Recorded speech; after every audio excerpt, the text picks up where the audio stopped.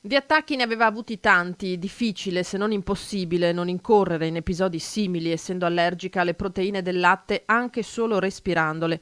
Il papà e la mamma hanno sperato fino all'ultimo che se la cavasse anche questa volta e invece Maria Vittoria Salvadori è morta venerdì sera senza che le 2 iniezioni di adrenalina facessero effetto né i tentativi di rianimazione da parte dei paramedici del SUEM.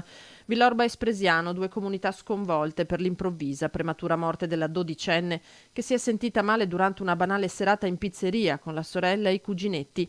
Eppure lei, consapevole del suo stato, era molto attenta a quello che mangiava, ma, racconta il papà, era sufficiente toccare del formaggio e non lavarsi bene le mani perché il cibo di Maria Vittoria diventasse per lei un pericolo. Lo shock anafilattico questa volta è stato fatale alla piccola, i cui funerali potrebbero svolgersi già mercoledì mattina nella chiesa di Visnadello. Maria Vittoria, che frequentava le scuole medie alle Martini di Treviso e si sarebbe iscritta all'Istituto Palladio, lascia il papà Mauro Salvadori, titolare dell'azienda Futurarea, la mamma Lina e la sorella.